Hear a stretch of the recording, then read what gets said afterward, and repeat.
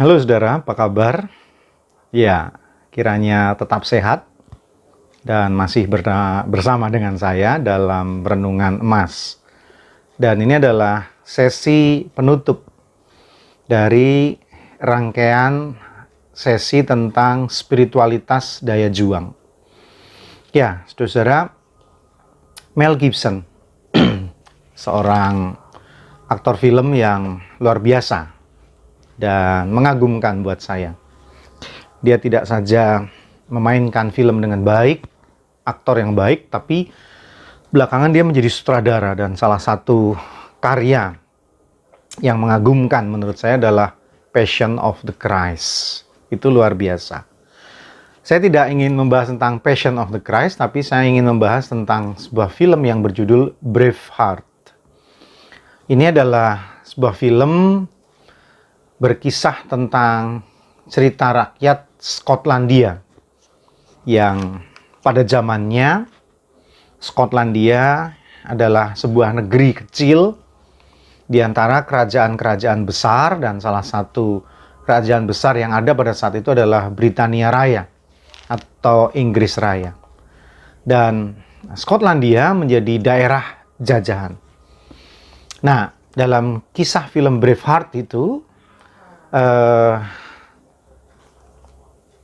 Mel Gibson sampai lupa saya. Mel Gibson memerankan rakyat biasa yang melakukan perlawanan untuk membebaskan penjajahan negerinya.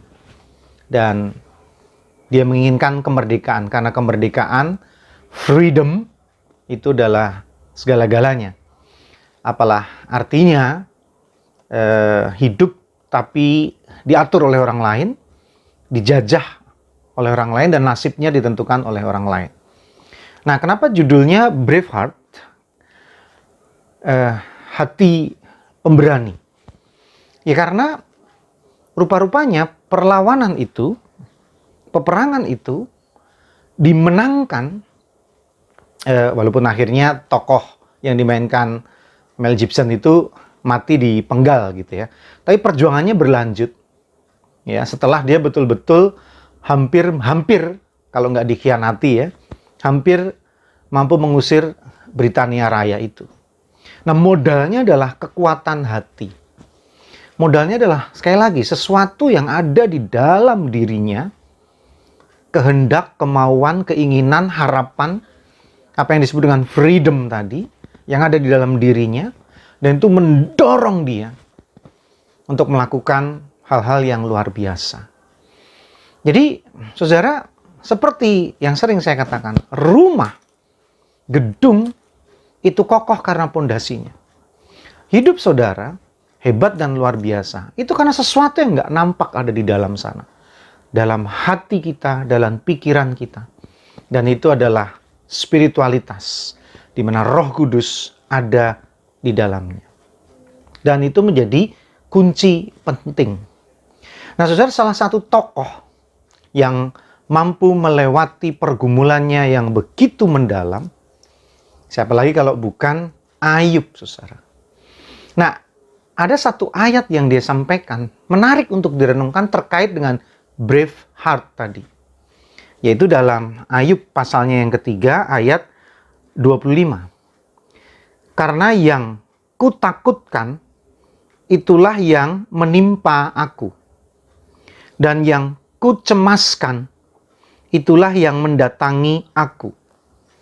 Jadi, apa yang kupikir itu menakutkan, kejadian.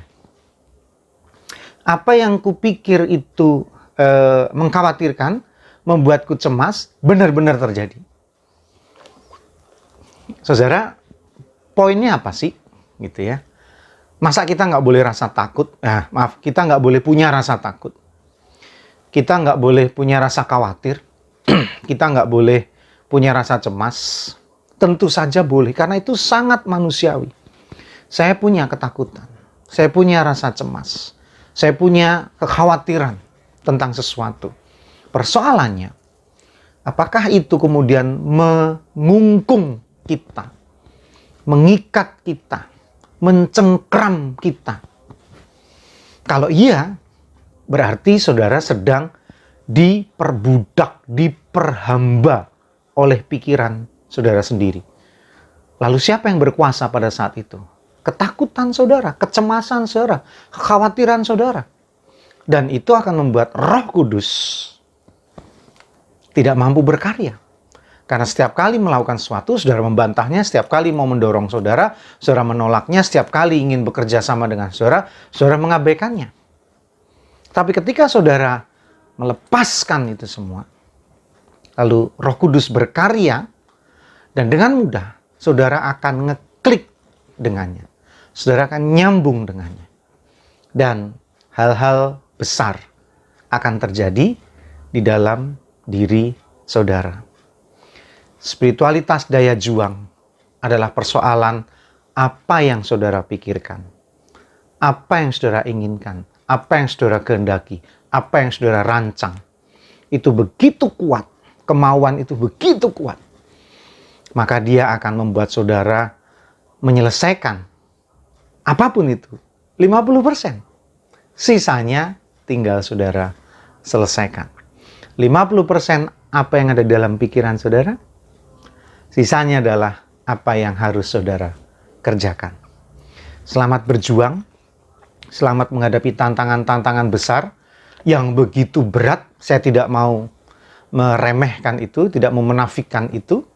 Dan saudara akan menjadi teladan dan contoh kehidupan orang beriman. Roh Kudus, Tuhan kita Yesus Kristus dan Allah Bapa menyertai saudara dari kini sampai selama-lamanya. Kita stop spiritualitas daya juang dan esok kita akan mendengarkan sesi yang baru.